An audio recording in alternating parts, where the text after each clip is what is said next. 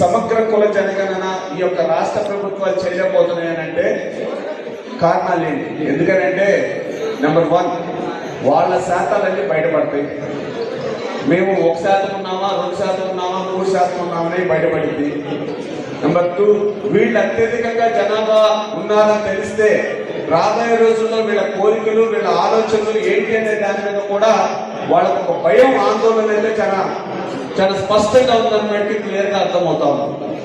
సమగ్ర కులగణన అంటే మీ అందరూ అర్థం చేసుకోవాల్సింది ఏంటంటే, జనగణన చేయటంలో సమగ్ర కులగణన అంటే అన్ని కులాల లెక్క తేలాలి.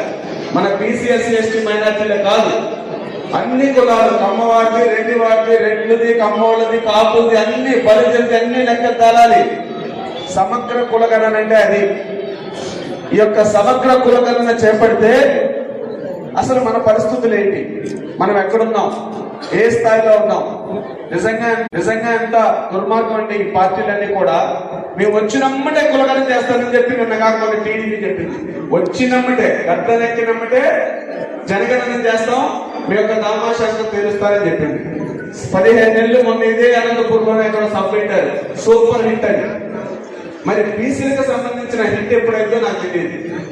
వీళ్ళేమో వెన్నుముక్క అసలు బీసీల వెన్నుముక్కే మేమని చెప్పేసి పూర్తి స్థాయిలో బీసీలందరినీ కట్టుకోవడానికి చంద్రబాబు నాయుడు ప్రతి ఒక్క సభలో చంద్రబాబు నాయుడు గారు చెప్పేది ఏంటంటే, మా వెనక బీసీలందరికీ, ఈ పార్టీ వెనక బీసీలందరూ, దయచేసి చంద్రబాబు నాయుడు గారికి నేను విజ్ఞప్తి చేస్తున్నా, చాలా గట్టిగా డిమాండ్ కూడా చేస్తున్నా, మీరు రాష్ట్రానికి ముఖ్యమంత్రి, టీడీపీ పార్టీ ఒక్కదానికే ముఖ్యమంత్రి కాదు.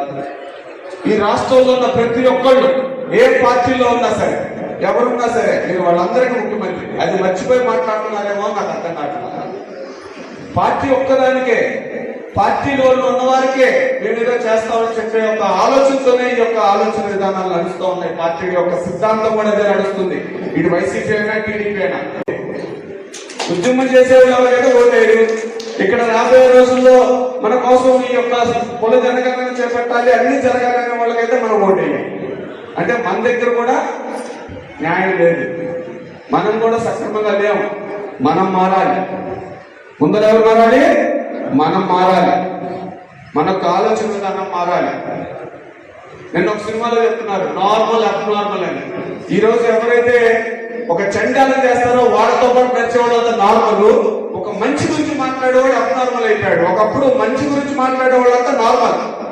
ఎవడైతే కొంచెం చండాలం చేసేవాడు ఉంటాడో వాడే అబ్నార్మల్. ఇప్పుడేమో చెడు చేసేవాడంతా నార్మల్ అయిపోయాడు, మంచి చేసేవాడు అబ్నార్మల్ అయిపోయాడు. ఆ యొక్క పరిస్థితి